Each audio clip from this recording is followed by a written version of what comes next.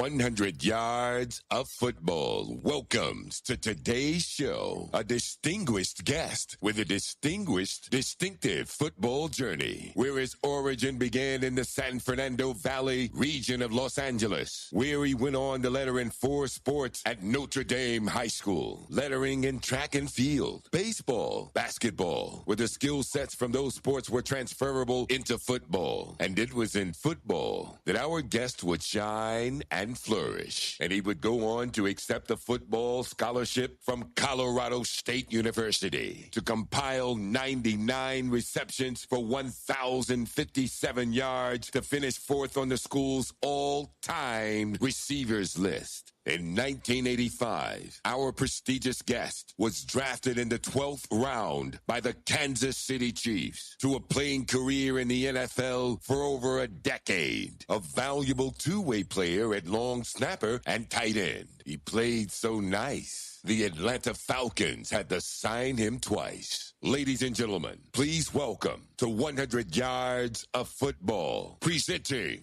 Harper LeBel.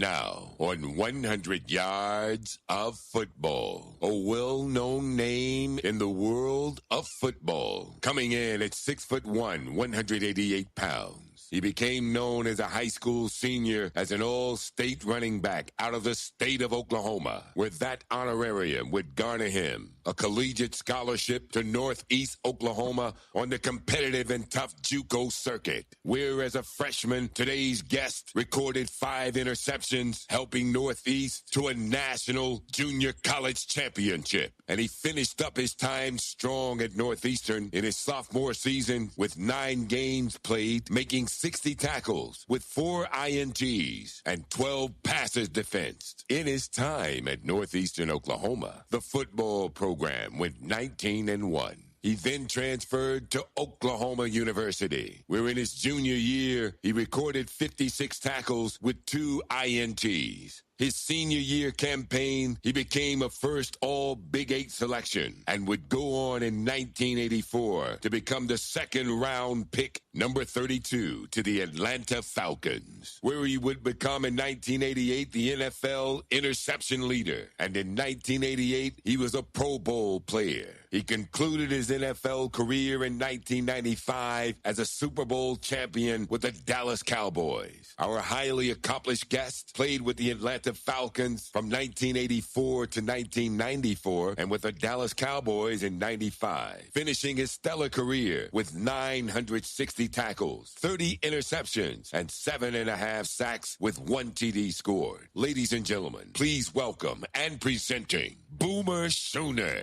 the legendary Scott Case. If you like the video today, please come in and share it. We'll surely appreciate it here on 100 Yards of Football. I'm your host, Vincent Turner. And before we get started, I'd like to give special thanks for the gentleman who's making it happen today, our producer, the very talented Logan Landers. So we're going to talk about the Oklahoma Sooners and their football history. Let's get this party started. So Mr. Harper LeBel, open it up with Mr. Scott Case today. How about that? What a great introduction. He wasted about 3 minutes on mine, Scott, but get into yours, man. That was pretty cool. Running back, you also kick return. Man, you did a lot of things on the other side of the ball when you first started out. Yeah.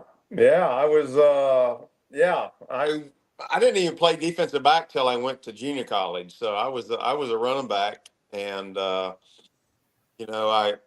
always wanted to go to Oklahoma, but I couldn't figure out why Oklahoma didn't want to recruit a 6 foot, 170-pound white running back right after they got rid of Billy.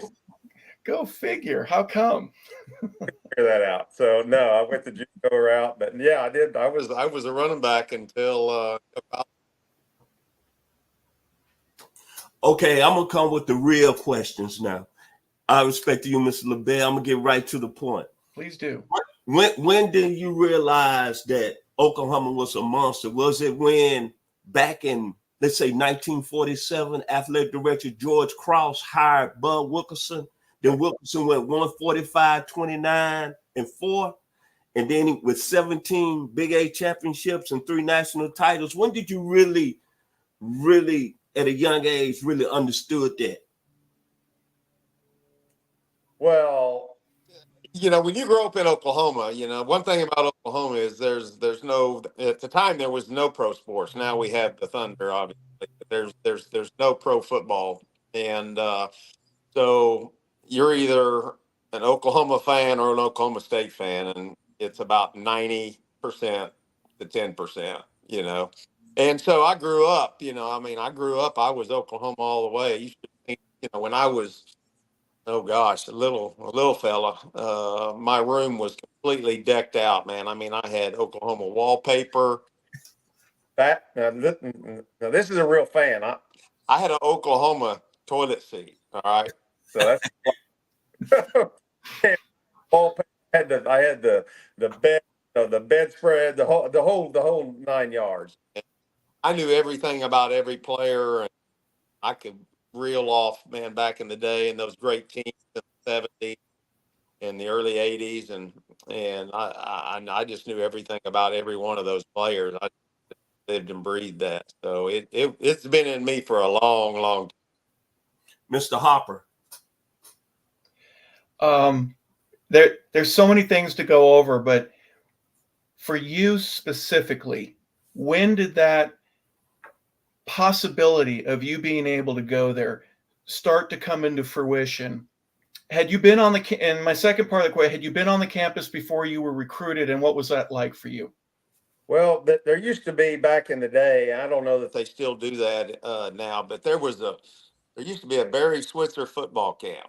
Okay, every summer, and I think a lot of the colleges did that, and so it was a time for, and I think it was from age. It was little guys, and they had a little guy section, and then it was the bigger guys that they could look at.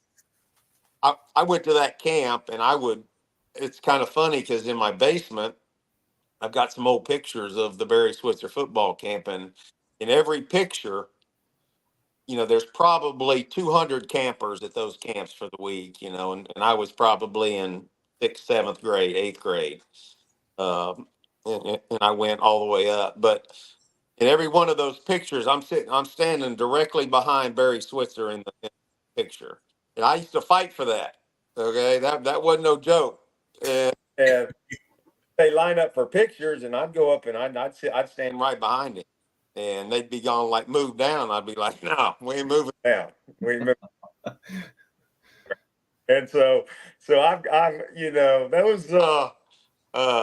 those days are special. To me, those days are just special. Let's talk about before you stepped on campus at Oklahoma. You went to Northeastern Oklahoma A&M. Yeah. Let me get this correct. Now, Oklahoma State had offered you, right? Went back in high school? Yeah. Okay, so here's so Jimmy Johnson was the head coach at Oklahoma State. And during my senior year, being a running back, I had a few offers, but it was none of the offers that I really wanted. Jimmy came to me, offered me a full ride, and I was going to go to Oklahoma State. I had pretty much made up my mind that was where the road was going to lead me. The week of signing, they could do this back then. I don't know that they can do that now, but he called me the week of and said, "Look, we've signed a kid out of Texas, and we're only going to be able to give you a half scholarship." And I said, "No, we're not doing that." And so he tried to talk me into coming and said, "Look, we're going to get you the rest of the scholarship later." But kind of a little disrespect deal, I felt like, in my heart. And so I had a relationship. I grew up in a little bitty small town in Oklahoma, growing up from second grade up until my junior year in high school. There was a college in town there, and the head coach I was real good friends with their family. His son was a friend of mine, and so I knew that family real well. He went on to coach over at Northeastern. Great program, one of the greatest junior college programs in the history. Georgia used to send a ton of guys there, either academic stuff or whatever it was, but Vince Dooley sent a absolute ton of guys to Oklahoma until they figured it out that was too far away from home. And some of the Midwest schools were grabbing those kids away from Georgia when it was all said and done. So they opened up Georgia Military down here uh, and got their own deal going. But so I knew that family real well. And he immediately, I mean, he had always said, he had called me from day one, and, you know, if it doesn't work out, you need to go this route, and then we'll see what happens. And you know what? It was a different route than most of the guys take. But you know, I don't think I would have. I wouldn't have changed any of that. To be honest with you, I wouldn't have changed a bit of it. There was 150 guys there when I walked up on the first day of practice, and they had about 100 pair of pads and helmets, and guys were falling out from heat exhaustion. They drag them off. They just pull their shoulder pads off somebody else. And that's how it was. It was rough, and it was nasty and dirty and rough, and you practiced in a cow pasture basically. But it wasn't the high. It wasn't what you think about going to college. It was rough and tough, and we had a really great team. Had kids from all over the country, uh, and we were dominant. We would go at that time. You could play JV, varsity JV. So we play Arkansas, Oklahoma State, played all the big schools, and that's back when the freshmen at those big schools could play, and you know they had freshman teams.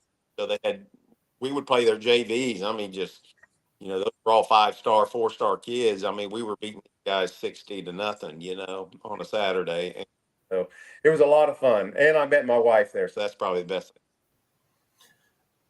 Talking about Northeastern, and I looked at the alumni, and I know you followed a great cornerback that played at Oklahoma, Terry Peters, but I was looking at the alumni, Marion Butts, Ernest Givens. But what I want you to do today, Mr. Case, tell us about Mr. Glenn Wolf, the head coach, the legendary Glenn Wolf. Yeah, he legend. God rest his soul. He passed a few years ago, and but like I said, his family was his son was my age growing up, and so every Saturday night, little town there during the football games, I was one of the ball boys, and he would let me and his son and a couple other boys, and we'd get to do the ball boy and throw it in and out, and got to be around those big studs that we thought were big studs on the sideline at that. He had been a real close friend of our family for many years, and I felt real comfortable going over there. I knew about the program being in the state. I knew what kind of program they had, and the great players that had come out of there. And it's interesting. I saw Peters just a few months ago, and we were kind of talking about that. You know, that we both kind of took the same route. You know, it's good to get with those guys that had to kind of take a little different route. One major skill set I want to bring up, and then I'm gonna turn it back over to Harper, is that, man, why you didn't tell nobody that you was a hell of a special teams guy?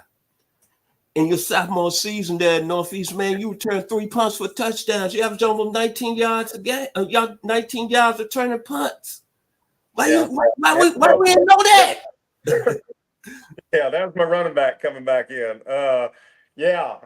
And I did it at Oklahoma too. I was the returner when I got to Oklahoma, and they were probably looking at me like, "Who is this guy?" You know. But yeah, I always enjoyed having the ball in my hands. That's how I grew up. But that was one way that they kind of found a little niche for me to kind of get the ball in my hands. It was a lot of fun back then. A lot of fun. Harper?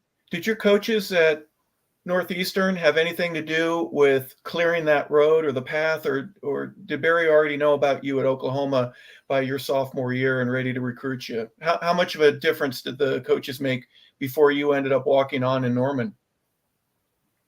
Well, I think that there was my defensive back coach at Northeastern had a relationship with the defensive back coach, Bobby Proctor, who is still alive. I went to his birthday party a few months ago. 90 some years old. He's an amazing guy. He's about 5'8". He played at Arkansas, tough as nails. I mean, would bite your kneecap off, man. I mean, he's one of those guys, but I love him to death. But my defensive back coach at Northeast had a relationship from previous guys, just like you're talking about, Peters, those guys. And so he knew, and I think that he had something to do with that initial, he called and said, "Hey, you better get on this guy." Because at that point, going into my sophomore year, I was, I was starting to get recruited by about everybody. I think I took like 5 or 6 trips, my sophomore year, because we could transfer in the spring. We could play spring ball, so I transferred in the spring. So during football season, I was getting recruited hard, and so I went to a lot of different places. I went to USC, and I went to Nebraska. I came this close to going to Nebraska, believe it or not. And I grew up hating Nebraska because it was always Oklahoma and Nebraska in the Big 8 championship almost every single year. But Tom Osborne is one of the finest human beings, one of the finest men I've ever met, and he put the recruiting on me, and it was all good until we got up there in the press box, and I think it was December sometime, Lincoln, and it was see the field. It was snowing straight sideways, and I was like, I don't know if this is going to work. I was probably never going to leave there. I probably was never going to leave, from going to Oklahoma, but he made it very enticing. Harper? Well, you get there. Now, the way I remember it, and we're about the same age, and Vincent, happy birthday to you, by the way, my friend, 64. Thank you, sir. It's usually right around Thanksgiving, the day after, or a couple of days after, and the wind is blowing. The hot dog wrappers are going. It's cloudy. It's dark. And from the early 70s, I think the traditional viewer began to realize year after year, it doesn't matter who wins. This is going to be one of the big games. You better watch this game. And how did that come into play for you in building your love for the university and wanting to go there? Oh, I've been doing that long before that. I mean, really, it was as far as I could remember, sitting in front of a TV with my dad watching them play whoever. It didn't matter. But those games that you're talking about, obviously Nebraska, it was every year, those two teams. Texas, obviously, that those games like that you sit in front and watch every year. It's just a great, and it has a lot of bearing on national team. I mean, it has a national championship effect on the country as well. So a lot riding on those games. But I can remember, sitting there watching a lot of Saturdays in my little house there with my dad and watching the Oklahoma Sooners play. And it definitely builds there's something in you that starts to grow. It did, at least it did for me. And I never got it out of me. Still don't have it out.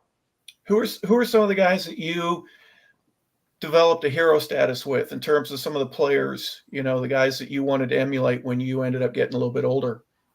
Oh man, there was a lot of those guys. Tinker Owens, who is Steve Owens, the legendary Steve Owens. It's his little brother. Tinker was one of my favorite all-time players. He was a receiver, white, gangly guy. Didn't look like he ran like a baby fawn. He was there. This was one of those guys that didn't look very athletic, but could really get it done. And I mean, there were just so many guys. George Cumby. I'm thinking of guys that I was back in the spring. I went to the spring game this year and went back, and we had an alumni deal. And I'm just looking around the room, and I'm kind of pinching myself, really, to be honest with you. And I say, well, you pinching yourself, you got to play, you did this and you did that, and you got to play 12. But these guys were my idols. They were. And I'm looking around the room and I'm watching these guys and looking at them. I mean, I'm still in awe. I love to go talk to them. And, I'm still eat up with it, unfortunately. Mr. Logan Landers, our producer today, want to ask you a couple of questions, Mr. Case. Yeah. Yes, sir, Mr. Turner. Thank you for that. So, Scott, you brought up just a moment ago, you said the magic word that piqued my ears. You said Texas. And of course, we know Texas and Oklahoma have a very storied history, the Red River Shootout, as we know. And I see the horns down right there. Of course, I see it. So first part of my two-part question is, what was it like you said, going from watching that shootout on TV, as a fan, to then going to as a player and experience it live and get between the gridiron and seeing what that was like? My second part of my question is talking about, I like to call Mr. NIL before NIL was ever a thing, and that was that big guy there out of Oklahoma by name of the Boz. You might have heard of him. So what was it like playing in the Red River Shootout, and then also what was I like to call Mr. NIL? What was the Boz like? Was he everything he cracked up to be? Well, we'll start with Boz. He was my senior year, so he had not become the Boz yet. I mean, he was still a freshman, so still got kind of beat around, and he didn't become the Boz till I was actually gone. He didn't play much, while I was there, and didn't become the phenom and the all that, the hair and all the crazy stuff that he did. I was gone. But as far as Texas, I can't really put into words, to be honest with you, what it means. Go Cotton Bowl, a lot of you have seen it, but the locker rooms are at the very top of the stadium. There's a ramp that goes right down at where the teams come down onto the field. So one locker room's on one side, the other locker room's on the other. Now, it used to be, it's not like that anymore, but when I played, they would put the Texas Rangers tops right down the middle of that ramp, and both teams out at the same time. And it got ugly in there. There was punching and trying to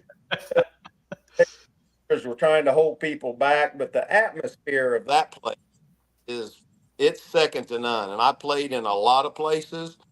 Obviously the Super Bowl was when I walked out there, that was something else. But to walk down the ramp and to see right down the 50-yard line, crimson on one side, and then that other that orange, and it just crazy. And there's a lot of hate in that rivalry, and I mean, there's a lot of respect, I think, in a lot of ways, because we've had a lot of great games. I think we respect each other, but I'd almost give up all other wins to beat them every. Yeah, and now we get to see a new chapter with them going to the SEC. So we'll be seeing what that's going to be looking like in 2024. But Vincent, I'll give the mic back to you, my friend. Go ahead. Harper. Well, you mentioned Bosworth. Who are some of the other guys that you played with? I know Keith Jackson was there.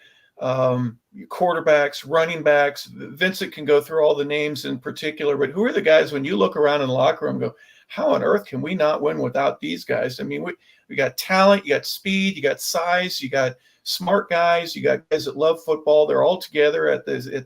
What a melting pot of talent.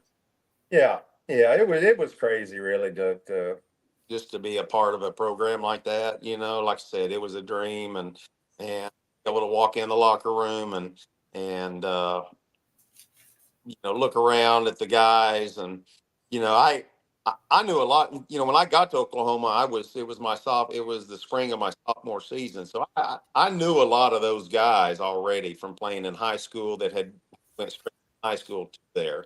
So I knew a lot of those guys, unbelievable players, and I mean, I start reeling off names, but I mean, we had a ton of talent all over the place, and I start forgetting people that I don't want to miss somebody mad, but I mean, we had so much talent on the team, and it was just every year, and I mean, we obviously recruited a lot in time, in Texas a lot, so we had a lot of Texas kids.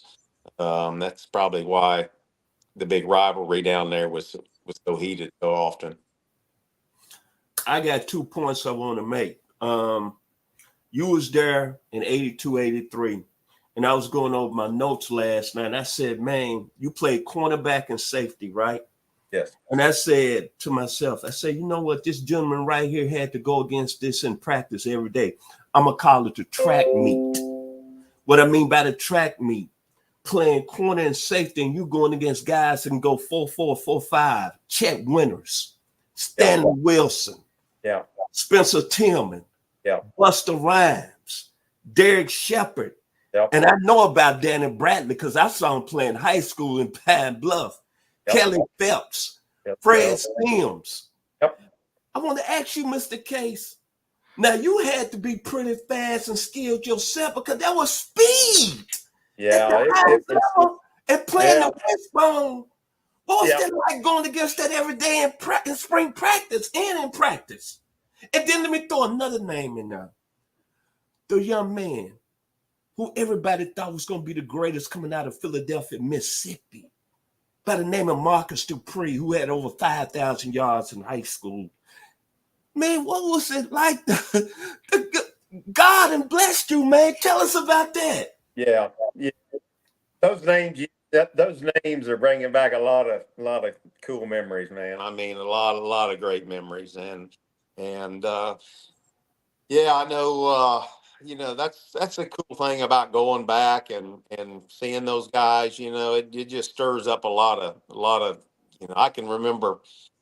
Spencer and all those guys, just play after play, and Stanley and Buster Rhymes, and just those guys that had just elite talent, just Ali and speed like you're talking about. It was just crazy, and I was blessed with speed, thank goodness. So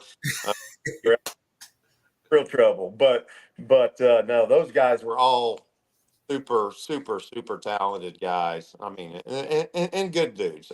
All of them good guys. Then my second point, you made All Big 8 in 1983, and this is no disrespect to these players right here.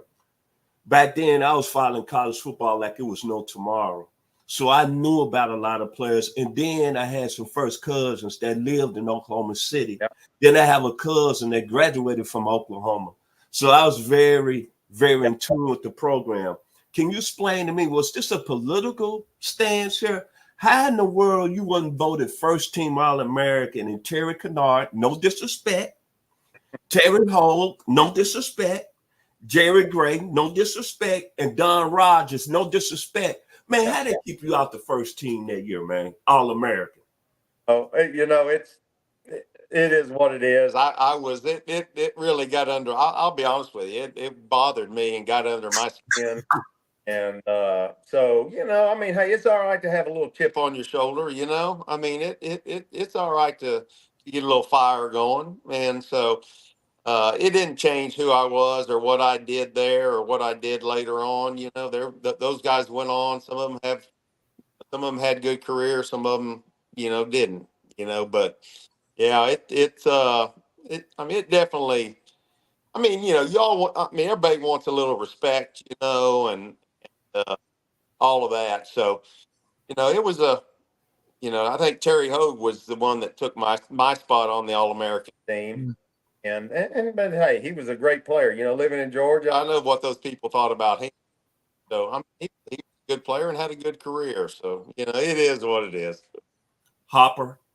Yeah, to talk a little bit about what was a difference maker there. Let's just say specifically while you were there, how did practices get you guys ready for games? Some of the talent that you were going against, you mentioned the Texas, you always had Nebraska, whether it be a bowl game. I've said the only team in the 70s that did not play for a Big 8 championship outside of Oklahoma and Nebraska was Colorado. So every now and then there was another team in the conference that you had to give 100% or else you might end up with an L, but you didn't. What was it about the weekly preparation that helped make your status there, not just you specifically, but Oklahoma, better than everybody else? What did you guys do and how did you do it differently? I mean, I think the bar is set so high. I mean, the expectations you live with when you go to Oklahoma, and I knew that. And I'll tell you one thing that it takes me back to when I in high school, and we talked about Jimmy Johnson earlier in Oklahoma State. And one thing, he came and recruited me again out of junior college. And one statement he made to me kind of goes along this line. when he was trying to sell me on Oklahoma State, he asked me, he said, "Do you want to be a big fish in a little pond, State, or do you want to be a little fish in a big pond down in Norman?" And my answer to him was, "I'm going to be a big fish in the big pond." Yeah. And I was on a recruiting trip to Oklahoma State. That's when Oklahoma played in Stillwater that year, and I was on a trip in Stillwater and walked down from Jimmy Johnson and walked right down to the Oklahoma Inn down. Start talking to their coach because it hit me hard, and I know Jimmy's head was about to blow off. You know, I knew the top of it. But no, as far as the expectations of how, I think you look back on guys like some of the guys that we've already mentioned, and guys that were there before I got there. It's expected. You don't. There is no weak practices. You don't have that, and your expectations are so high because state of Oklahoma from north, south, west, they expect you to when you show up on Saturday, put out less effort and to show out. And it happens most times. And I think a lot of times the expectations are really good. It makes you elevate your game. I'm going to go back to the young man out of Philadelphia, Mississippi, right quick, Mr. Marcus Dupree.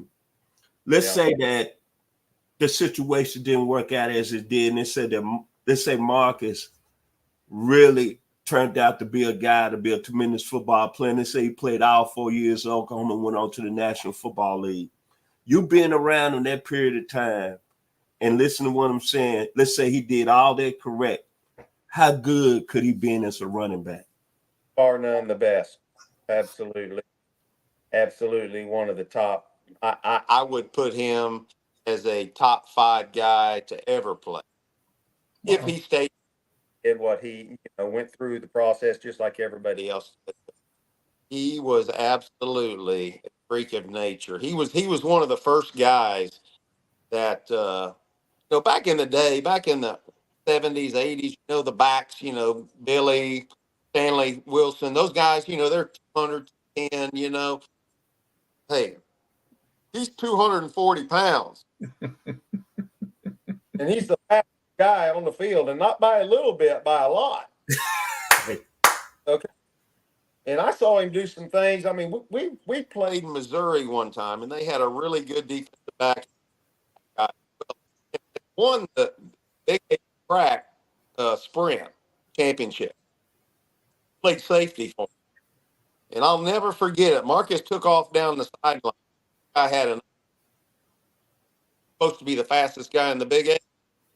Marcus just turned over and looked at him and saw him coming. He just put it in overdrive and left that guy in the dust. Like, it's 240 pounds.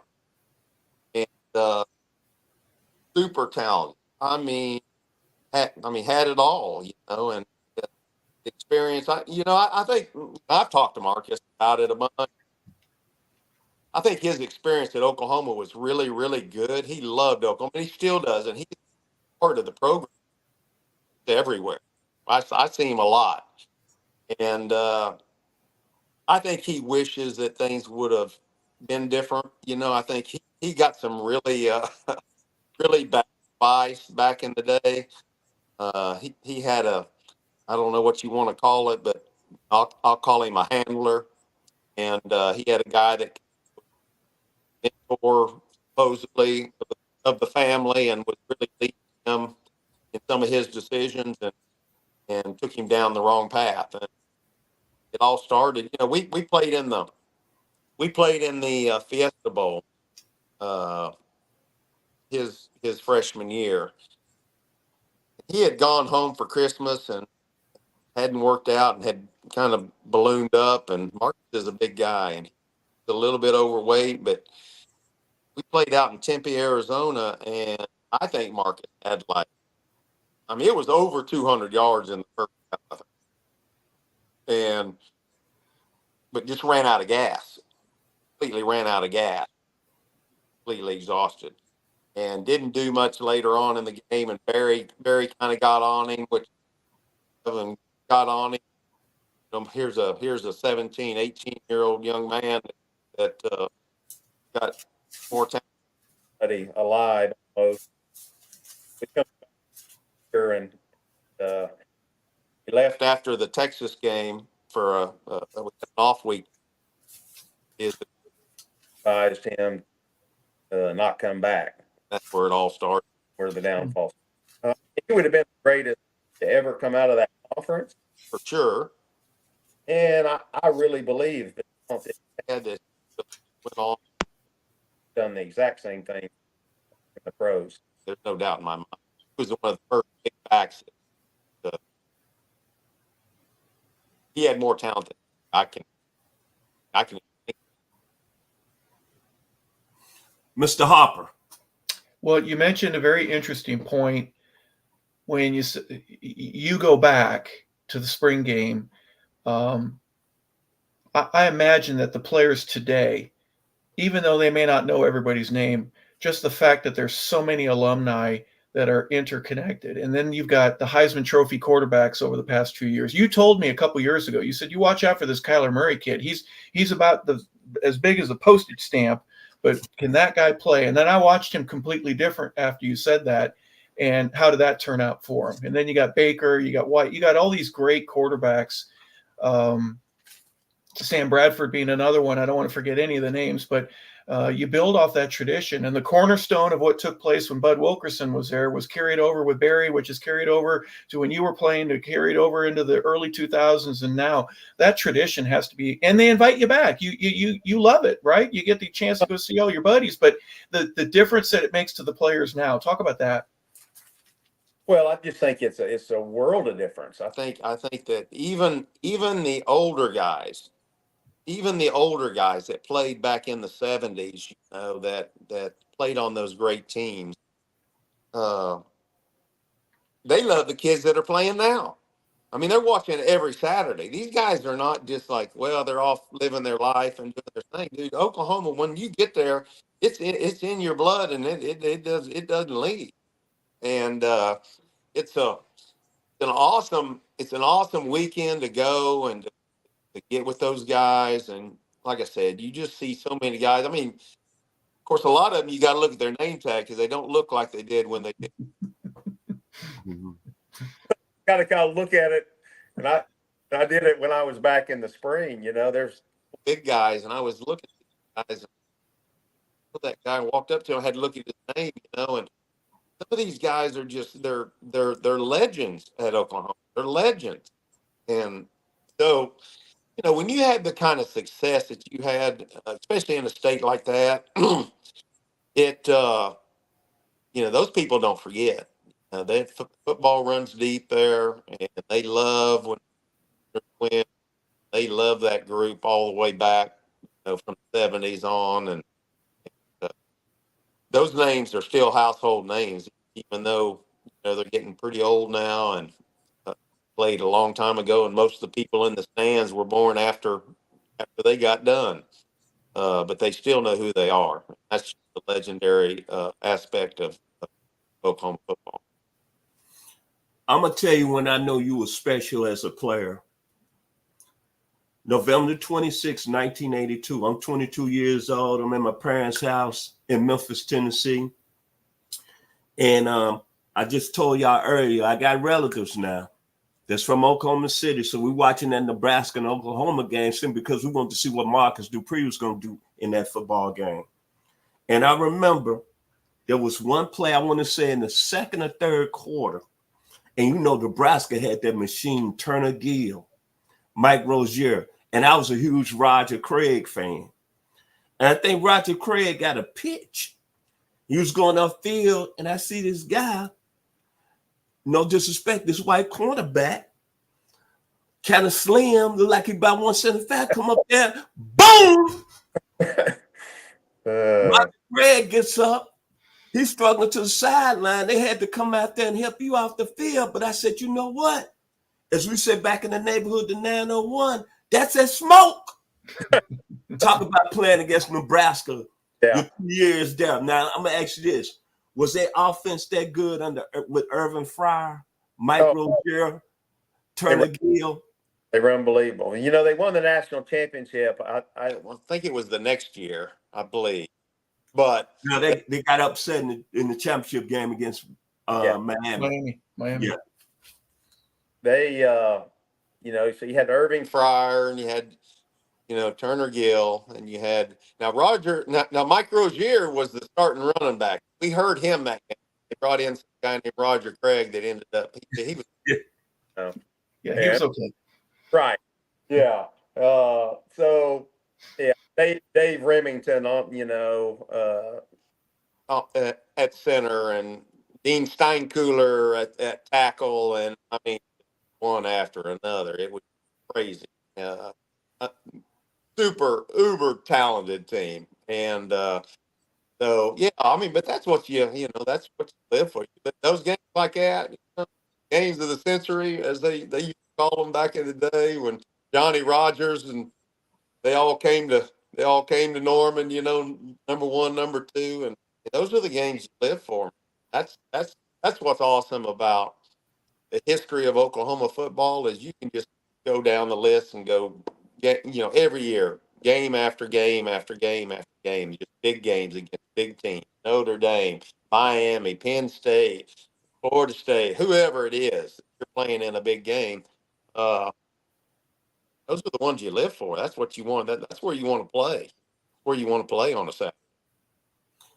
Talk about your 2 years at Oklahoma and talk about your defensive teammates, Rick Bryan, Thomas Benson, Jackie Shipp, Keith Stanberry, Dwight Drain, the stud out of Houston, Texas. Boy, he was a football player, Mr. Kevin Murphy. Talk about those gentlemen right there and your time with them on the defensive side. All of those guys here in the spring, you know, and it's a great reunion. I mean, Keith Stansberry and I were very close. Of course, Dwight Drain was my running partner there, and I mean, you know, you start talking about those guys, it is it's a special fraternity. It's a special group of guys. A lot of old stories, you know. Some of them are embellished a little bit nowadays. You know, we might have said we're a little better than we were. I don't know, but we have a lot of fun. You know, speaking of some of those guys, you know, it's you know, after football, everybody takes these different paths, right? The opportunity to go and play. And I think, you know, when I was drafted here, we had 3 Oklahoma guys drafted 1, 2, 3 that year. So from the same team. And Ricky Bryan was 1, and I was 2, and then Thomas Benson 3, and we all loaded up on a plane and came to Atlanta. All 3 of us the same. And so, you know, Jackie Shipp was a talked about Keith Stans. Keith had a horrendous crash, got in a car wreck. His junior year, he would have been one of the greatest defensive backs to ever come out of Oklahoma. Got in a really wreck, broke a pelvis, and ended his career. But he's still around. He loves Oklahoma football, and I see it at every function just about. So yeah, all of those guys, man. You know, I'm just proud to say I was part of that group. Harper. All right. I don't know how much time we have left, but we still don't know what that goofy little cart boomer schooner sooner thing. Now, when you first got to see that running around, the horses, little ponies, you know, going around like that, when you got there and you finally got to lace them up for the first time and that thing goes off, you got the band playing, the fan, how much did you just stop for just split second? I know I got a job to do, but this is the coolest thing on earth. When did that hit, especially at Memorial Stadium the first time? Yeah. Oh man, That's so cool. Watch it on TV as a little guy, and you're watching that, and the first time you get out there, that Sooner Schooner comes out and starts doing his thing, and those dudes, the roughnecks, what they're called, and they ride that thing. They got these big old guns on them. They shoot it. It sounds like World War III when they get done, and it is wild, and it gets so jacked up you're ready to run through a brick wall. So yeah, those ponies are a big part of the history of the program for sure. All whites, or do you like the crimson top with the white pants? What did you prefer? That's a tough decision because I'm one of those guys. I'm a everybody. You see all these things on the internet about who's got the nicest unis, and that crimson and cream, man, ain't nothing like that. But I like both of them. I wouldn't pick one or the other. Now they got now they start throwing in these different things. They got to bring the wood one. It looks like they got the helmet. Much on that. I like the old traditional stuff, but I'm gonna tell you that crimson and cream is nice. Big question here, and maybe a real emotional question. Brad Switzer, as a coach, a lot of people, they have adjectives that they say about him: fighter, competitor, tenacious, a winner. Yeah. Your relationship with Coach Switzer, tell us how it was back then. It is now. It's the same as it was. It's been like that since the '80s when I first got to know him. And you ever get a chance to read, his upbringing and his there was a book out years and years ago, Bootlegger's Boy. His dad was a bootlegger in Arkansas. Grew up in a little shed with dirt floors, and came out of that and went to Arkansas and was with all these guys. Jimmy Johnson and him actually were in college. We're all at Arkansas at the same time. Wow. And but Barry, in Oklahoma, they call him the king. I mean, if you walk in a Safeway grocery store and you ask 10 people, who is the king? 10 out of 10 would say Barry Switzer. How about that? Awesome. That's today. Now that's been a long time. And he still shows up at the stadium, 3 times a year, and I'm telling you, walks out there, place goes nuts. It's just the history of that program, and he was a huge part of that history. And I can tell you this, that growing up, my family were all Sooner fans, and my dad was a big Sooner fan. And when I got recruited, told you that Tom Osborne was putting the squeeze. He was really trying to put the squeeze on me, and so I think they felt like they needed to come to the house one more time and, try to seal the deal. So Switzer and the defensive back coach are going to come to my house. And I just, my dad, I know he's like, Barry Switzer's coming to our house. He's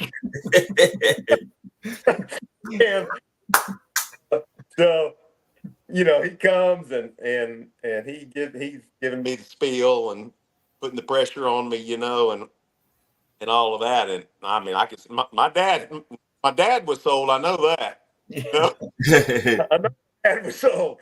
And there he was, Barry Switzer, sitting on the couch in the living room. And to this day, it's unbelievable. But every time I see him, we talk about this or that. And he got lost coming to my house. He got lost and had to call phone and say, "Here, I'm lost. Tell me how to get there." And so that was in 1982 or something like that, or 81, whenever it was, 40 some years ago.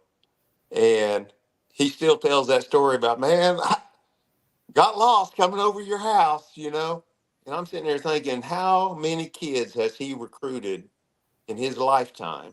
And he can still remember like every kid's house. And it's unbelievable. He does that all the time.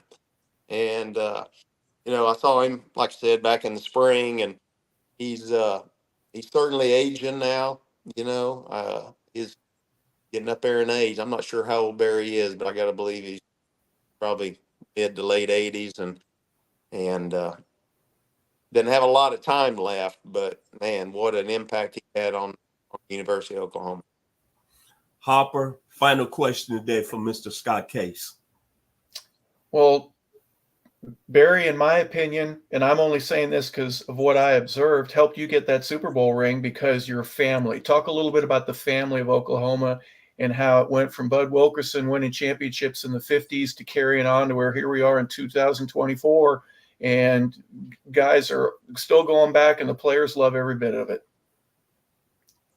Yeah, I think if you look back, Harp, and you look back at like you're talking about back when Bud really started, the program and got it really, really moving forward. And I mean, you had some coaches in between there. Fairbanks was there for a while and then left. But, you had these guys, Barry was there forever. And and then Stoop, had a tremendous career there. And then we had some guy that this little California guy now, but we don't talk about him much anymore. Well, Schnellenberger too. You had Howard Schnellenberger there. A little while, but really there was 4 or 5 coaches there that really built that program since the 1950s, and you have to give those guys a tremendous amount of credit for what they built. You're talking about a school in the Midwest that is not in a very populated area, not a very populated state. But to see what that football program means to that state, I doubt if it means any less than it does anywhere else. Maybe I don't know that, but I know how important it is there. And and Barry, he gave me that relationship with him, college, and growing up, and afterward even. But that relationship built up to him calling me, my last year in the NFL, calling me up on the phone. He knew my contract was up in Atlanta. Things weren't going well. We had another coaching change, and I look at my phone and I get a call, and it's Switzer, and I'm like, he's in Dallas at the time, but he did call me periodically, but I just answered, and we were talking about what was going on with the career, and what are you going to do, and this and that, and he just out of the clear blue said, well, we want to sign you, and I want you to come. A guy like that, somebody says that to you, and I knew what kind of team they had. I'd played against them several times. I knew that they had the big Michael and Emmett and Troy, and oh my gosh, Charles Haley. I'd hate to keep going about that team. On and on and on. Hall of Fame, one after another. Larry Allen, who we just lost here recently, one of the greatest to ever play. But Barry said, "Hey, let's go win a Super Bowl," and it came to fruition. I mean, I'll never forget walking off of the field during the Super Bowl, and we just kind of made eye contact and smiled, both of us, and we both done it. So tremendous experience. I mean, I love him like a family member to me. Talk to him fairly regular, and he's the king. Final words here on 100 Yards of Football. Mr. Harper LeBel, your final words today here on 100 Yards of Football. Well, it's just a part of the tradition of this country, and what Scott was saying just backs that up. But for 70 years, they've been meaningful, and they really took the place of Army as being the team that you have to beat, and that was from the 40s. Army was, incredible. But then Bud Wilkerson starts a program. They had some lulls in the 60s, but as Scott mentioned, Barry brought him back and created a permanence that hasn't really disappeared since then. I know it's a disappointing year if they have 2 losses. And that is a standard that I can't imagine how hard it is to keep it, but they seem to do it year after year at Oklahoma. So what a great privilege to be able to talk with you, Scott, about that. You know, it's not all about you. We did focus on you a lot, but so many of the other great players, the smile on your face when we brought up some of the other names, the tradition, the family, everything a part of that. It's a great honor to be a part of a conversation regarding Oklahoma football. How about you, Vincent? I'm going to let Mr. Case your final words today here on 100 Yards of Football. Well, I'm thankful that you guys had me on, for one, to be able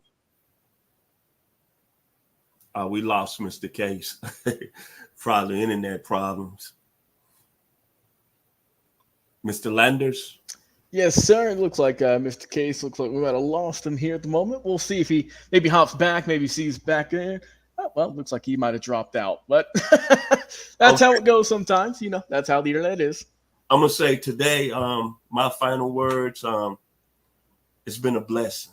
I couldn't have a better birthday present than today in all my 64 years. I want to say very special thanks and love to the gentleman that made it happen for 100 Yards Football, bringing the guest on, Mr. Harper, LeBel, California EIA. We couldn't be more blessed today. And, of course, to my producer, the very talented Logan Landers. One of the best interviews that we've done, probably, I would say, in the top 5. Would you agree, Mr. Landers? Yes, sir. It's definitely right up there. And, of course, you know, we're glad that we had Scott Case on, and he knocked it out the park. Okay. I don't have to say no more. I want to say blessings. Thank you to my family down in the 901, my sister who called me this morning, Rhonda, to my parents who called me today, Chester and Inez, who at 87 and 85, I couldn't be more blessed. To my uncle, Opie Turner, who's a diehard Oklahoma Sooner fan. To the guy who made it happen for us, the opening, Mr. Mark Denham out of Lufkin, Texas. Thank you. And Mr. Logan Landers, you know what we got to do to give our love and respect. Hit it, Mr. Logan.